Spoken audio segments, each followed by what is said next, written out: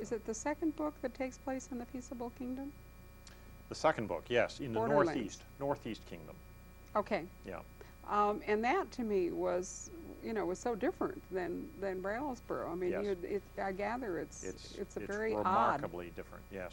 Just driving into the Northeast Kingdom, which, and you're quite right, is only what, 80 miles north of Brattleboro, and yet you can sense immediately that you're in a different country. You're in a higher country. You're heading towards the Canadian plains of Quebec before they then begin to descend again towards the Hudson Bay. There's this quasi-Arctic post-glacier feel as you just look out the window of the car. It's palpable. And a very insular population. Yes. Oh, and yes. as I read Borderlands, which I find it interesting in many ways, it's borderlines actually, isn't it? Not yes. lands. Yeah. It's very interesting to me that out there in many ways it's also right up there with Bellows Falls as among my favorites. You have said that was probably the least successful book in terms of sales? Yes. Yes, it was, and I'm not sure why. It was the second book.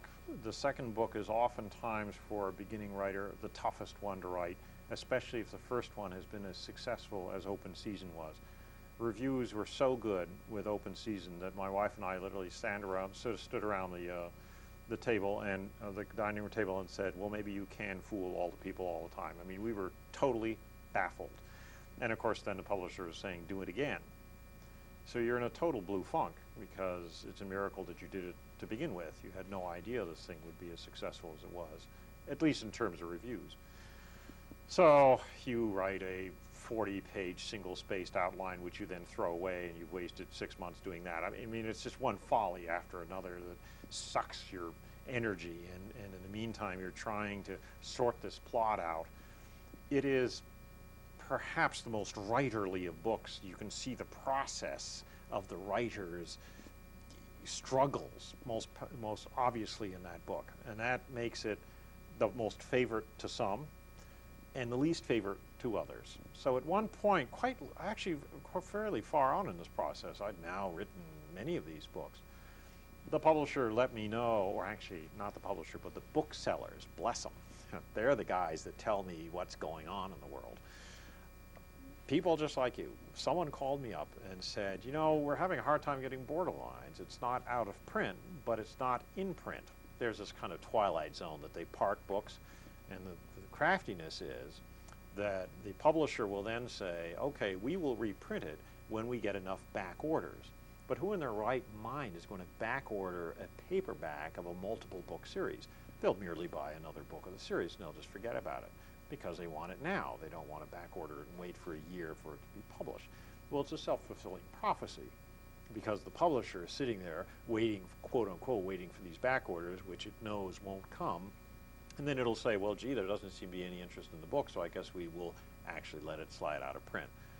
Now, when I call my publisher, I always make sure it's a happy call because I used to be in publishing in a former life, of which I have about 1,400, and I knew that the only good author is a dead author because authors are terrible on the phone. They're always complaining about things about which you can do nothing, like, oh, I hate the jacket art. Well, the books in the bookstores, what are you going to say about the jacket art? Too bad. So I make sure that either I have happy calls or my complaints can be worked upon. In other words, I will reveal something that we can enter in conspiracy together to solve. Okay. All right. That so makes good sense. I make the phone call and I say, guys, we have a problem.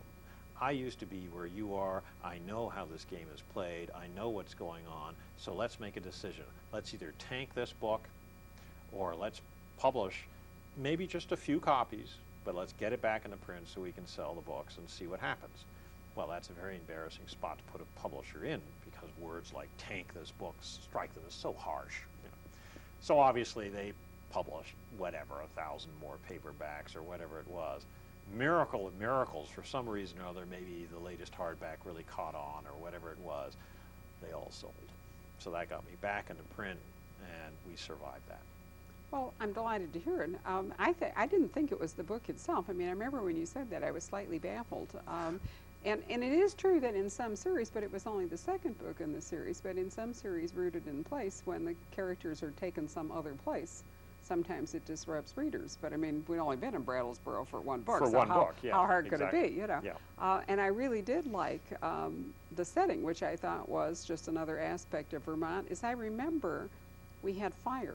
We had some Yes. really good Oh, stuff yes, in that yes, book about yes. arson and arson Yes. investigation and Yes. what happens to burned bodies, which Yes. is repulsive but fascinating if you're a mystery fan. And anyway, I just thought it was a terrific book.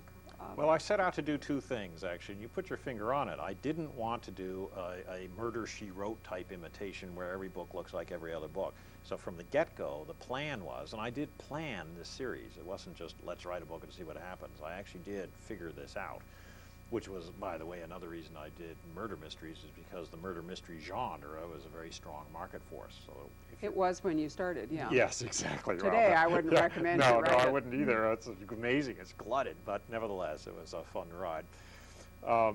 But I thought, let's change the geographical thumbprint from the second book, so I immediately get readers used to the fact that we're going to move around Vermont.